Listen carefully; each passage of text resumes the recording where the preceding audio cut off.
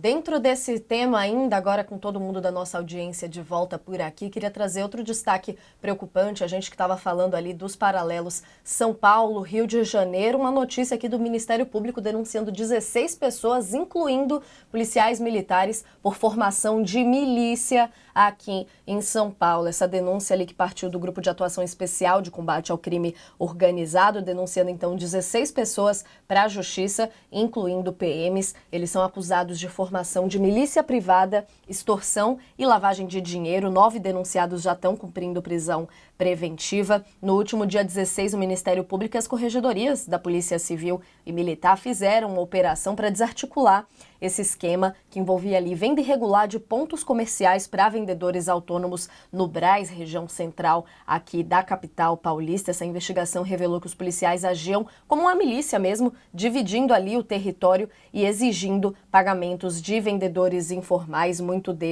deles imigrantes. Uma escrivã da Polícia Civil, companheira de um sargento da PM, foi flagrada em atos de extorsão, intimidando comerciantes, replicando então essa dinâmica de milícia aqui em São Paulo, como muito já vem sendo apontado por vocês, muito dentro também da lógica do governador Sakamoto. Como é que a gente vê essa denúncia agora do Ministério Público nessa história que já vem se alimentando há um tempo? Nath, as milícias em São Paulo, né, que agora a gente acaba vendo umas versões 2.0, 3.0 de milícias, né, mas ao contrário do pessoal que fala, nossa, milícia em São Paulo, milícia não é coisa do Rio de Janeiro, né, uma relação diferente. Não, milícia em São Paulo existe desde sempre, né, e aí você tem milícias, variações, como grupos de extermínio, né, você tem umas máfias de policiais, você tem uma série de formas de organização de policiais que se tornam criminosos e acabam agindo para achacar a população, extorquir a população, chantagear a população, de policiais militares, civis, de guardas civis metropolitanos, que a gente viu, inclusive, aquela operação do Ministério Público de que GCMs tinham fechado acordo com o PCC para cobrar segurança por parte de lojistas da região lá do centro de São Paulo, da Santa Efigênia, né? Então, esse tipo de ação a gente tem desde sempre, ou seja, é bastante salutar que estejamos vendo o combate, mas esse tipo de milícia, né? E mais, até a relação promíscua entre policiais e o crime organizado, entre policiais e máfias, existe desde sempre. O próprio assassinato do Grisbar também está revelando. Teve uma série de policiais, delegados presos, né, delatados por conta de uma relação, de um grupo criminoso que eles se haviam criado, feito uma relação promíscua com o PCC. Mas milicianos também é coisa de São Paulo, sim. Tem muita gente que fica botando só na conta do Rio, também é de São Paulo. E é claro que é uma situação triste, né? A polícia de São Paulo, e acho que é importante que seja dito, a gente faz sempre críticas aqui, a gente não está querendo dizer que a polícia de São Paulo é a pior do Brasil de maneira alguma. A polícia de São Paulo tem méritos em muitos sentidos. Só que o que acontece é que, ao contrário do que também é colocado pelo governador, ela não está, muitas vezes pelo governador, ela não está acima do bem e do mal. A gente espera que tudo que aconteceu ao longo de 2024 com a polícia de São Paulo, principalmente na reta final, mostrando o que a polícia estava fazendo, né, com recebendo essa carta branca por parte do governo, matando e torturando e fazendo o que desejasse, né, ela agora seja revogada, essa carta branca por parte do governador. A questão é que ele precisa trocar nomes para isso, é o que tudo indica, nomes não estão sendo trocados. E a troca de nomes é fundamental em todas as polícias, na civil, na militar, na Secretaria de Segurança Pública, para garantir, inclusive, não apenas o combate a policiais que agem sem se preocupar com a lei, mas também policiais que agem fora da lei.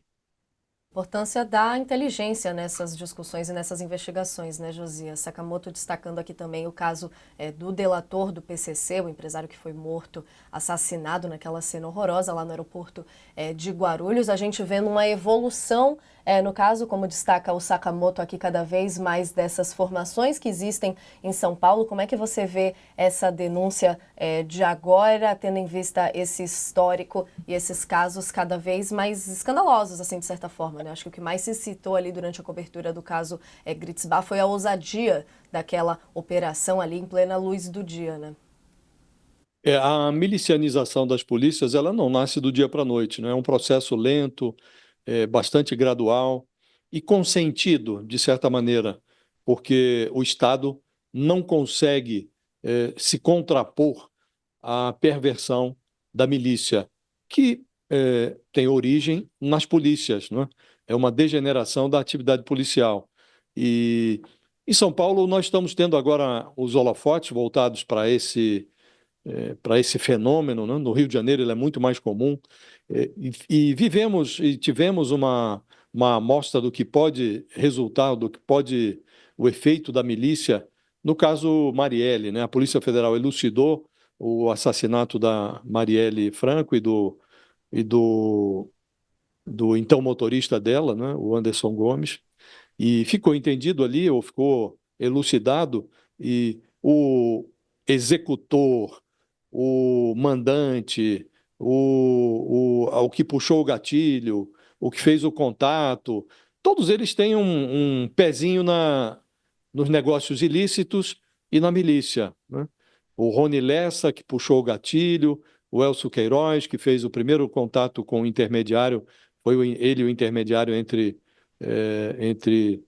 esse núcleo que matou, que realizou a execução, e os mandantes, né, também, ambos ex-PMs, né, tanto o Elcio Queiroz quanto o Rony Lessa, aliás, condenados recentemente num tribunal de júri, e enveredaram para esse ramo da milícia, né?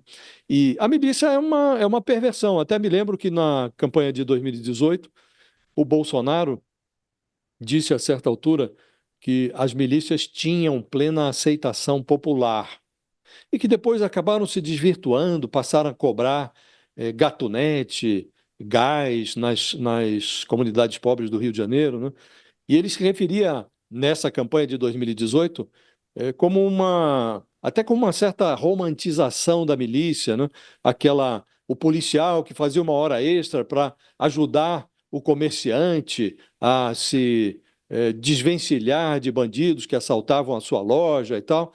E já àquela altura, 2018, a milícia era um portento, né? Já disputava, hoje está, em algumas áreas até prevalece sobre o tráfico de drogas, né? Em algumas áreas eles operam juntos, noutras disputam, e o Bolsonaro já sabia muito bem do que estava falando, né? Porque ele tinha à sua volta o ex-sargento PM Fabrício Queiroz, que era o operador de rachadinhas do Flávio Bolsonaro, condecorou, elogiou na Câmara o Adriano da Nóbrega, o seu filho, o Flávio, condecorou lá na Assembleia Legislativa do Rio de Janeiro o Adriano da Nóbrega, que é também um ex-capitão da PM, que comandava o escritório do crime no Rio de Janeiro. Então a milícia já teve um pezinho na presidência da República. A esse ponto chegamos no Brasil. Então é óbvio que é preciso combater essa perversão, essa degeneração do serviço policial, né? E não é simples, porque a milícia acaba se entendendo com o crime. Agora mesmo estamos assistindo, a partir dessa execução do Vinícius Gritzbach, que se apresenta como empresário, mas que é um bandido, confesso, né? Que foi passado nas armas pelo PCC, porque estava contrariando seus interesses, mas antes lavava dinheiro da facção criminosa, e ele, na sua delação, informou: olha, a polícia civil, militar, tem ramificações com o PCC, recebe dinheiro, ele se disse extorquido em 40 milhões de reais para que um inquérito que o envolve no assassinato de dois membros do PCC fosse arquivado. Então, há uma promiscuidade que precisa ser elucidada, né? E agora está sendo elucidada mais por interferência ou por uma investigação conduzida pela Polícia Federal do que pelos mecanismos de controle interno das polícias de São Paulo, né? Então, é óbvio que deve-se celebrar o combate a esse tipo de perversão em São Paulo, e é isso que nós estamos fazendo a partir dessa notícia divulgada agora, né? Agora, é preciso que esse fenômeno, a milicianização, seja combatido com mais tenacidade. Não nasceu